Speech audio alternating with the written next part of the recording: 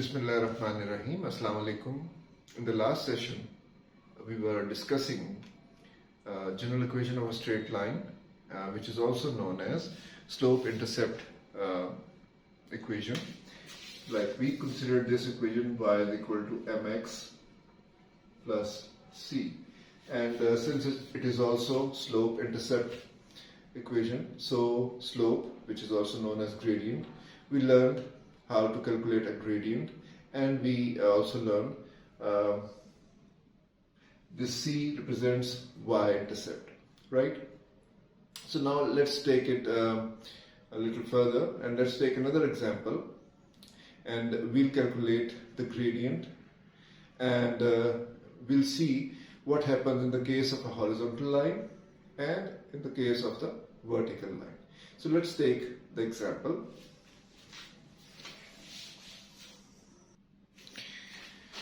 Okay, this is our example, and the example is about distance-time graph. This distance-time graph is representing a travel between a town A and a town B.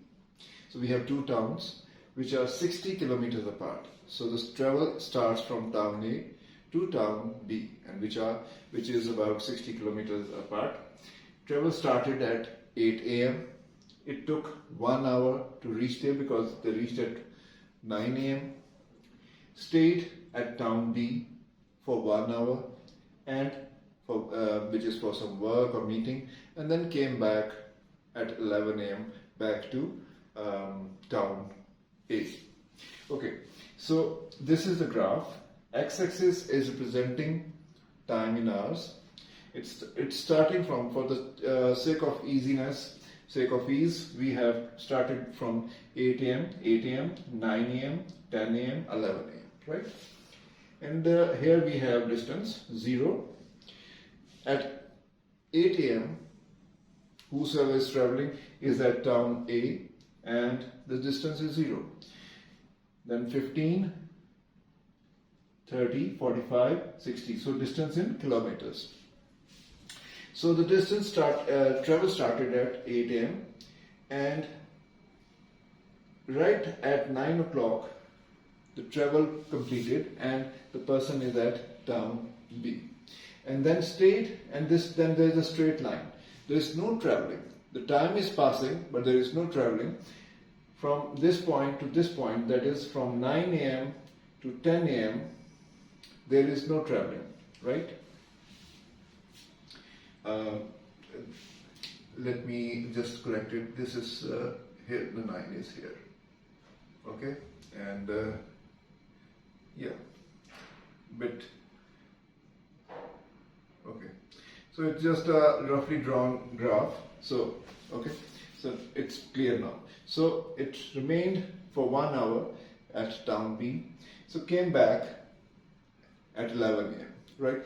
Now for this line, we have to calculate the slope of this line from this point to this point.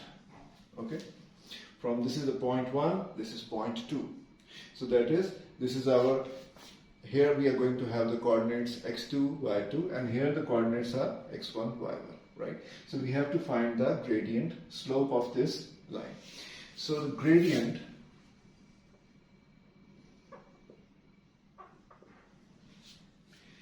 is basically rise over run, vertical change over horizontal change. So it is y2 minus y1 over x2 minus x1. So what is y2 here? 60, and y1 was 0, right? So the 60 minus 0 over x2. So x2, which is here, at this point it is 9 and 60, right?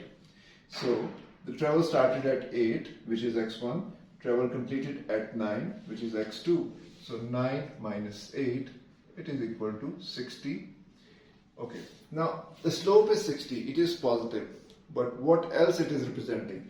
Here it was distance, here it was time. So it is basically kilometers per hour. So basically it's a speed, right? The person traveled at speed of 60 kilometers. This slope is representing basically a speed. Distance is covered in the certain time period. So whatever the slope is we have obtained, it is actually a speed, at what speed the traveling was conducted. So right, now coming to this and this point. So you see, this is interesting. This is a horizontal line. Okay, at this point no traveling is occurring. Time is passing, but no distance is covered, because this total time is the person remained at the town B, right, for some work or meeting.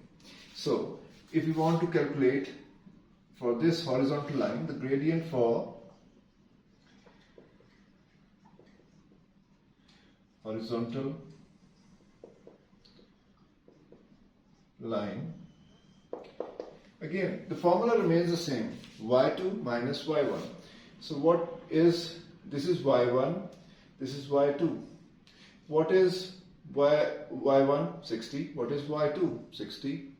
Okay, so 60 minus 60 over, but there is a change. What was the time here? 9. What is the time here?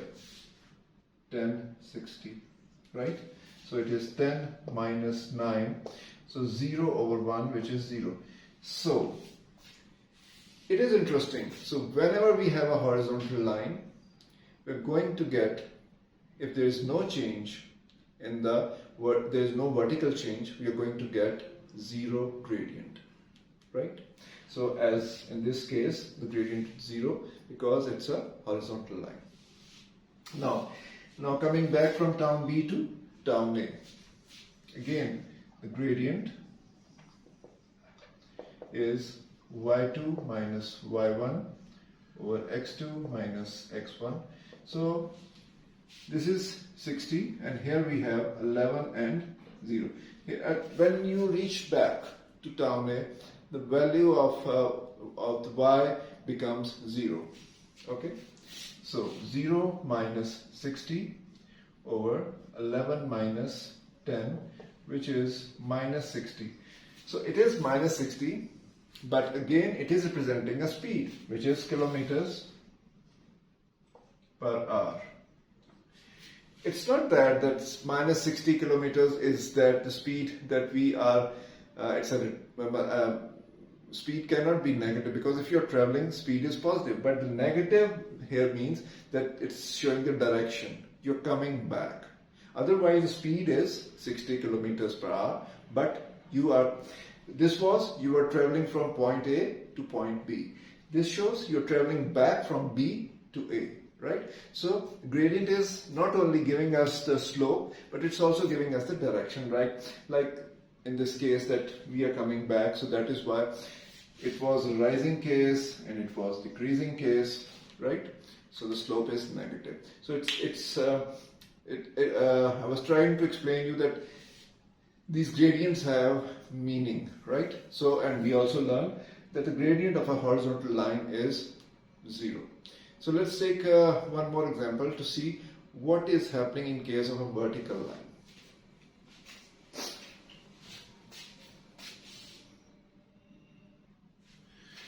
Okay, we have another graph here and it's a vertical line. Okay, the vertical line is passing through 2 on the x-axis, and this is y-axis. So we have a line PQ, right? The coordinates of P is 2 because value of x on the x-axis is 2, and 4, which is the value of y, and the Q point, which is also passing through 2, and the value on the y-axis is minus 3. So PQ, vertical line, we want to find the gradient of the vertical line. If we stick with our formula, gradient is equal to y2 minus y1 over x2 minus x1.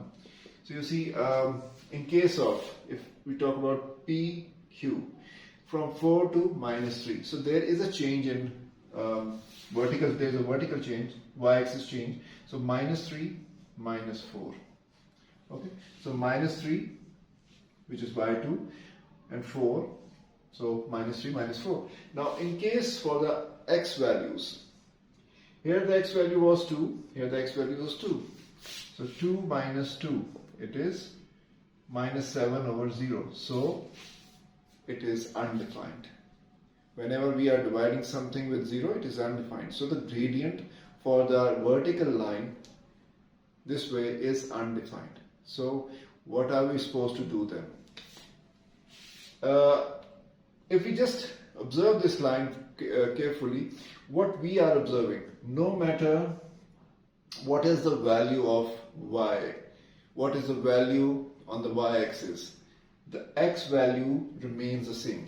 You take the point over here, you take the point here, you take the point here, here. No matter what point you are taking on, the y value is changing, but the x value remains the same. So when the x value is same for any value of y, so what are we going to have here? In case of the vertical line,